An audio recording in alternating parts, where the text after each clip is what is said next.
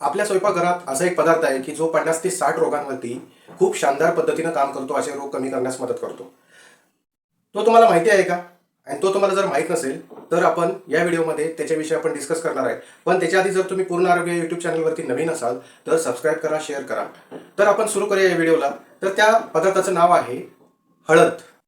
हळद मित्रांनो आपल्या सगळ्यांच्या स्वयंपाकघरात अवेलेबल असते. शुद्ध हळद ही खूप शानदार पद्धतीने तिच्यामध्ये उपयुक्त असे गुणधर्म आहेत की जे खूप साऱ्या रोगांवरती काम करते, पण हिचं पूर्ण ज्ञान लोकांना नाही. तर आपण त्याच्याविषयी जाणून घेऊ.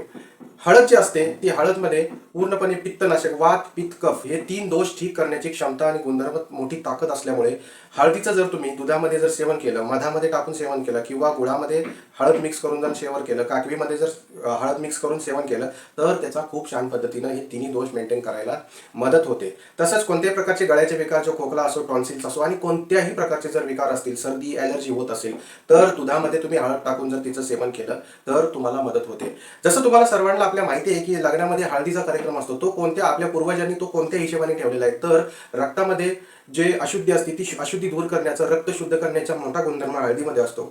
त्याच्यामुळे हळदीचा कार्यक्रम ठेवलेला असतो, म्हणून त्वचा एकदम गोरी गोरी दिसते, निखरून जाते, गोरी होते, सुंदर होते. म्हणून हळदीचा हा कार्यक्रम ठेवलेला आहे.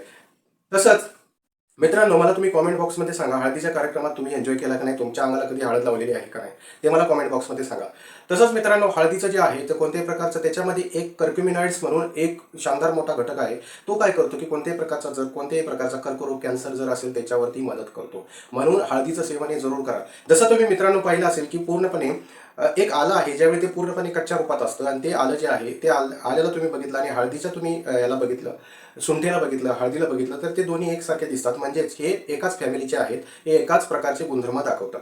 म्हणून आपल्याला जर हळदीचं बघितलं तर कोणत्याही प्रकारचा खोकला आणि कफ जो असतो, दमा असतो, त्याच्यामध्ये हळद खूप छान पद्धतीनं काम करते. आता कोणत्याही प्रकारच्या गर्भाशयात गाठी, समजा स्तनांमध्ये गाठी असतात, खूप साऱ्या महिलांना हा त्रास असतो, त्याच्यावरती सुद्धा हळद खूप छान पद्धतीनं काम करते. भले तुम्ही दुधात टाकून प्या, मधात टाकून प्या, काकवीत टाकून प्या, कसंही प्या, पण हळदीचं सेवन करा. त्याच्यामधून अँटीसेप्टिक गुणधर्म पण आहेत. अँटीसेप्टिक म्हणजे सेप्सिस म्हणजे इन्फेक्शन आणि अँटी म्हणजे विरोधी. कोणत्याही प्रकारच्या इन्फेक्शन विरुद्ध काम करण्यास हळद मदत करते.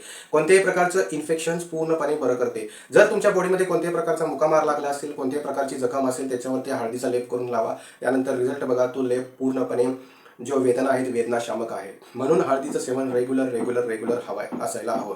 रात्री झोपताना तुम्ही जरूर दुधामध्ये हळद टाकून दुधामधून हळदीचं तुम्ही बॉडीमध्ये सेवन करा.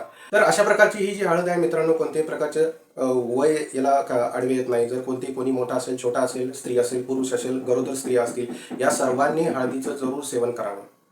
तर मित्रांनो, अशा प्रकारची शानदार हळद आहे. आणि तसंच जर बघितलं, कोणत्याही प्रकारचा पंडुरोग, त्वचा विकार, कोणत्याही प्रकारची सूजन असेल, कोणत्याही प्रकारचा स्किन रिलेटेड काही प्रॉब्लेम असेल, कोणत्याही प्रकारचा गळ्या रिलेटेड किंवा फुफ्फुस रिलेटेड काही प्रॉब्लेम असेल, तो सर्व ठीक करण्याची हळदीमध्ये मोठी क्षमता आहे.